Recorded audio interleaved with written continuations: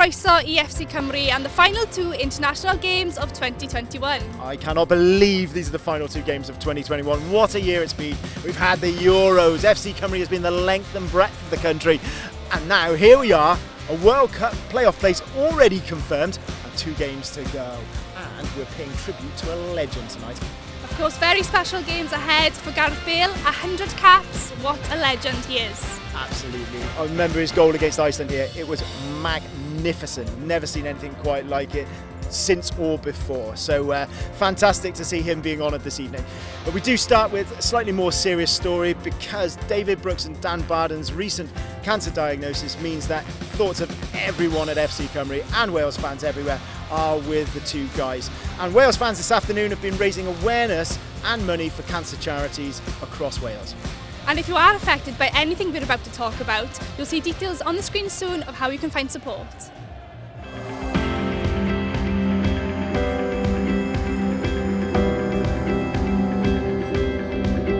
Judy, you are the CEO of Tenovus Cancer Care. You have a partnership with the FAW, and behind us we have a fans charity match going on today, haven't we? So tell me a bit about what's going on. What was it for today?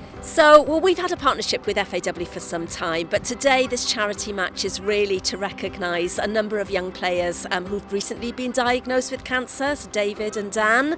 And this charity match has been put on to really raise awareness of cancer and in doing so raising funds for Tenovus Cancer Care. So we're really, really pleased to have this partnership and to have this awareness raising. We have a range of services that we offer for anyone who's affected by cancer. And that includes our nurse-led support line. We have a service that is run by volunteers, which is called Telefriends, which again is a really wonderful service.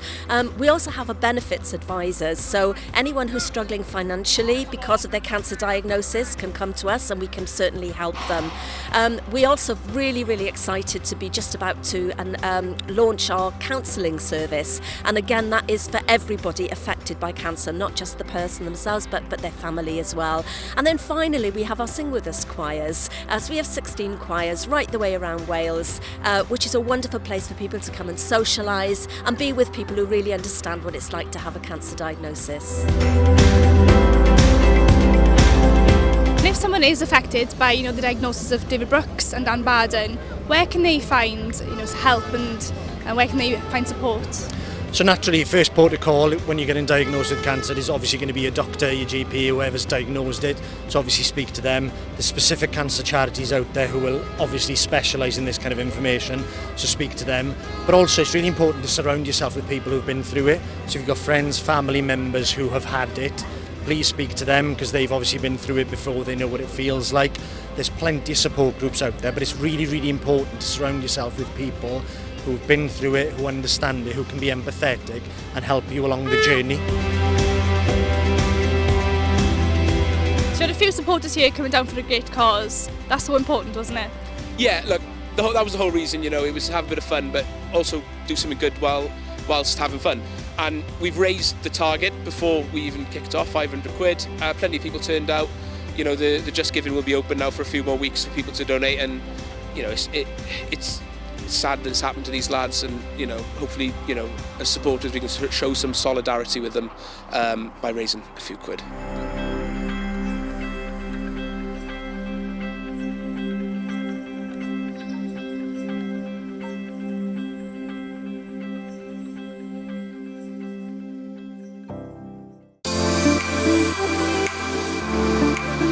I can't wait. I love Gareth Bale.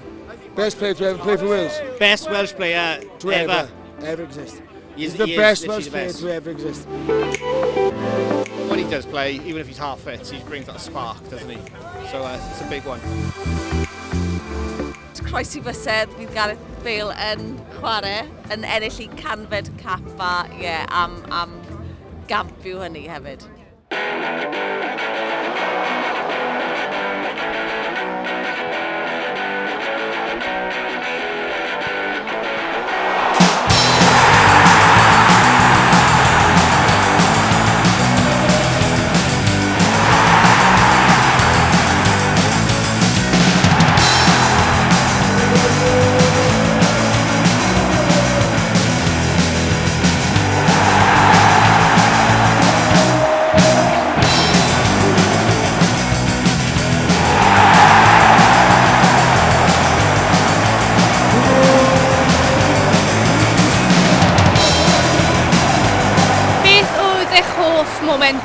game heno? Fi'n meddwl gol Nico Williams oedd yn fel a gol gyntaf ni'n sgorio pawb yn mynd yn crazy a fe'n gol a, kickstart i'r ddau game, a ni di ennill y game a cael 3 pwynt beth sy'n bwysig iawn a ni'n mynd I Belgium nawr a ni'n cael y momentum I ennill y game.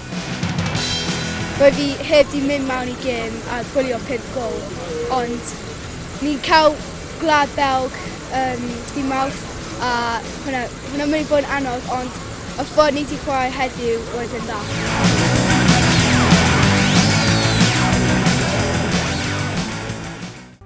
What a night for Cymru that was. I think everything went perfectly, didn't it? Except, obviously, Ampadu's yellow card and the wonder goal, of course, from Belarus.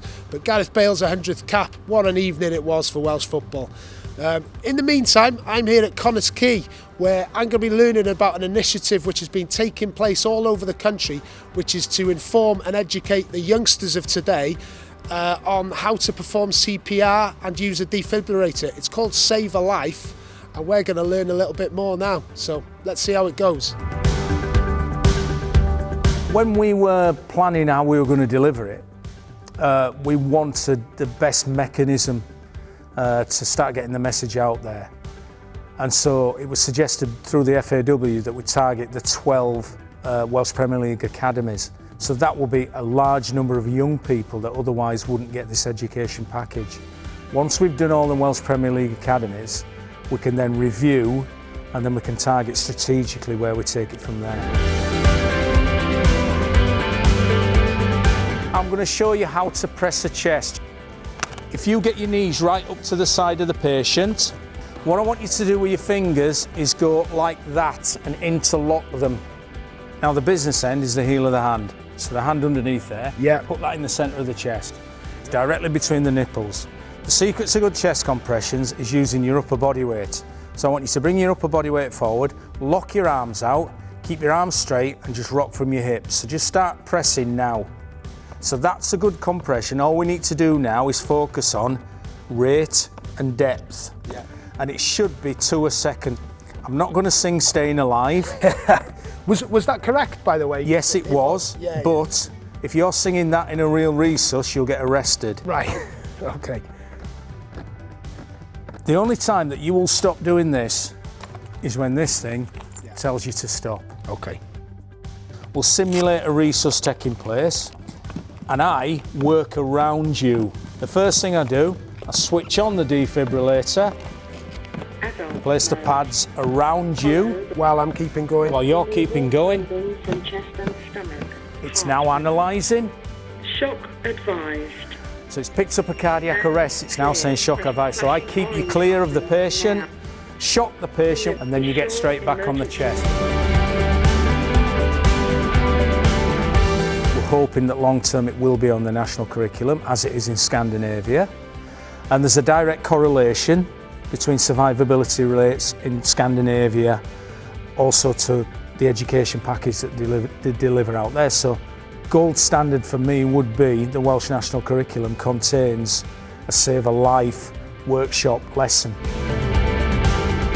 To learn more about the Save a Life initiative, go to the link at the bottom of the screen.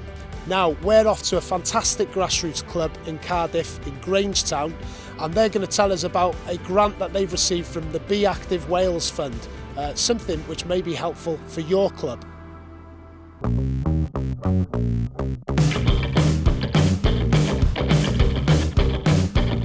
Grangetown is a great community. It's a mix of different backgrounds in Grangetown, people from different religions, different races. There's a good togetherness in Grangetown. As you'll see from the boys here, they all get on, they all go to schools together. And keeping them here playing football after school, especially in the winter months, is a way to keep them active and keep them close to each other. We're the only junior football club in Grangetown. Our role is to try and keep them with their friends and keep them active. I've been involved via Anthony asked me, it's just one of the dads, for 5 years now. So I've taken him from the under 7s up to the under 12s now, my eldest son. And my other son's involved in the under 9s team, which are training now. So yeah, and it's massively important to get the kids in the community, exercising and you know, it's good for everything really. It's good for them, it's good for their well-being, but it's also good for their social development as well. So yeah, it's really good. We're all obviously volunteers. You know, none of us are paid. So if we didn't provide that for the kids, they wouldn't have it. Any coaching dad would tell you probably a little bit harsher on my sons than most, but I think that's only natural. It's just brilliant to watch them play and watching other children develop as well, because it's nice to be able to do that for someone. It sticks in their memory, I suppose. It was good. Without volunteers, grassroots football don't run. It doesn't run. And all the volunteers we got involved, their parents, their uncles, their mums, their dads, and they do it mainly for the kids. They do it for their kids because their kids love it. You know, and without the volunteers, we wouldn't be able to run. We're always looking for more volunteers. The more volunteers we get, the more teams we can run. Who is the toughest coach? My dad. Oh, Brookie. Yeah. I'm on Brookie. What makes him the toughest coach? Why is he so tough? Because he's a centre back. Who's the nicest coach? Musson. Musson. He's the nicest coach. Why is he the nicest coach? Because he's friendly. Well, obviously, when the pandemic came, we had a lot of parents who lost work. They lost jobs. Income was low in a lot of families. So the fund helped partly go towards free G hire, equipment, courses, just to help keep us running, basically. Because all of the money that parents pay into the club goes on facilities like this for us to train regularly throughout the whole season. So the funding helped us massively at the time of need, really. Regardless of what sport you are, what club you are, apply for it. You'll never know. It's helped us massively. It's an easy process. You just fill out the application and just be honest and put it through, and it can help your club.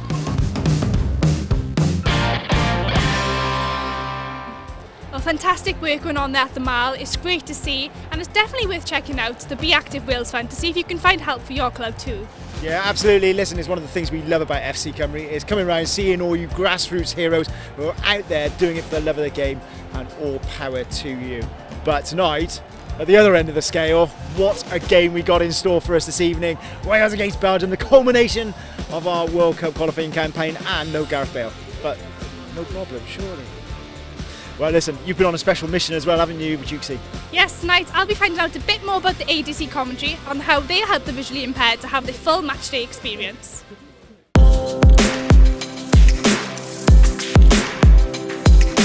So Jason, why is it such an important thing that the audio descriptive commentary is now come into play for these Wales games? Yeah, it's really important for us because, you know, we're trying to create that environment where everyone is welcome and can have the same experience as every other person. So providing the service gives those who are blind or visually impaired that opportunity to come to the game and have the same experience of watching it within this atmosphere as well. And obviously the audio descriptive commentary then provides them that extra detail to understand what's going on out on the pitch as well. So guys, you're the commentators for the audio descriptive commentary tonight. So Dave, tell me first of all, how does it compare to commentary such as on TV and radio? It's busy. It's really busy. So the priority for audio description, particularly with football, is where is the ball? Because that's the most important thing. If it's off the field, then it's not important and supporters can relax. If it's on the field, they want to know firstly where it is, then who's got it, and then what could possibly happen. So we're doing everything we can to make sure that visually impaired and blind spectators know exactly what's happening in the game and exactly when it's happening. Mark, it sounds like such an important service for the visually impaired and their whole matchday experience, isn't it? Yeah, you want your spectator to come down at half time and to be able to share a drink, have some food, and to be able to talk about the story that they've experienced and just bringing it to life. As Dave said, every moment the ball's alive, where is it, what's happening, so when a goal is scored they can really embrace that with their sighted people. I've been visually impaired now for about 14 years. I got a condition called cone rod dystrophy, so basically that means I got no central vision. So, for example, when I'm looking at the pitch now, I can see outlines of players, but I can't really make out any sort of detail as it was. So the audio description will kind of help me kind of fill in the blanks as it was. It's my first time since I've been visually impaired, actually coming to a Welsh game. But certainly before, when I went to other football games, you know, it was really hard. I'd go more for the atmosphere and the ambience and the sort of party. It was very difficult. I could see it if it was in my sort of section of the pitch as it was. So it's going to be a huge game changer. It's going to really help me get a bigger picture of the game, because I'd have to go home and watch sort of replays to kind of fill in the blanks for the far end of the pitch, which I couldn't actually see before. So what difference do you think this will now make to your matchday experience? It's going to make it so much more enjoyable, so much more immersive.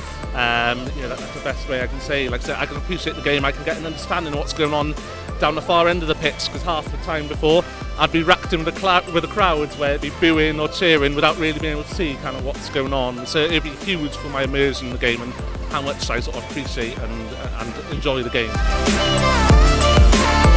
It could be 10,000, it could be just one, but if Mark and I, or whoever comes in the future to provide this service, can help enhance one person's game day, then that's something that the FAW and Wales football and everyone involved should be very proud of.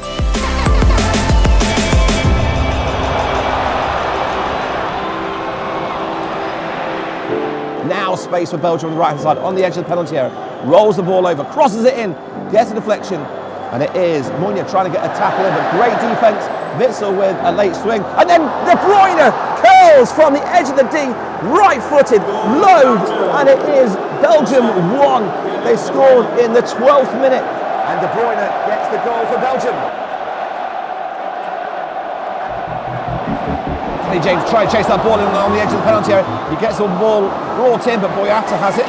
Now back to James. James hooks the ball up, gets a deflection, on the edge of the D, left-footed. Will it come through some more? Ball's got the option, and is it goal for Wales? Left-footed from the penalty spot. Keeper goal, levels the game here. It is Wales 1, Belgium 1. It was a beautiful ball to find James, who got the first cross away, but that was blocked by Boyata.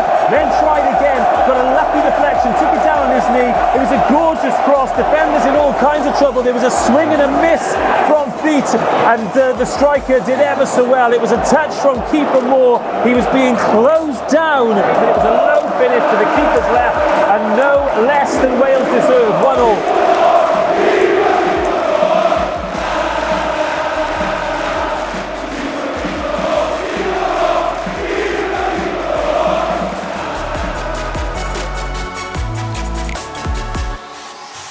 I couldn't be more proud of the players, Beth, honestly. They've done themselves, the country proud tonight to finish second. We've had our struggles in the past, with COVID and missing players because of that. And we can look back at games that we dropped points, and it's been a frustrating time. We should have been really coming into this game tonight already with the points, but we had to do it the hard way, and we've proved tonight, even when it went against us and we conceded that early goal, we showed resilience and a great attitude to come back from it, which I'm not surprised by, and I couldn't be more proud of the players. I thought they were outstanding tonight.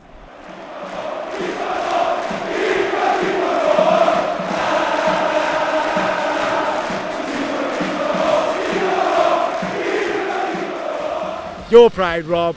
We are so proud, although that aged me by about 20 years. I don't even know how I'm going to cope in March, Gabs.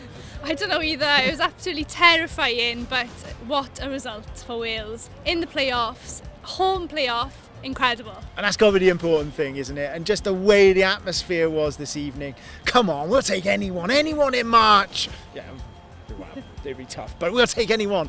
So we're really looking forward to seeing you in March. I hope you've enjoyed the show. It's been a cracker. We've loved doing it, haven't we? I really enjoyed. There's been so many different elements in there that's been just lovely to do. So yeah, I've enjoyed the two matches, the incredible result, and I'm just so proud. And your nails are intact, mine are in bits, mine are in absolute bits. But I hope you guys have all recovered well. We'll see you very soon on FC Cymru again. So make sure you follow us on our social media, details at the bottom of the screen. Just gonna have a beer. We can breathe now, can we? Yeah, we can breathe. Time for a beer, Right, see you all soon, take care.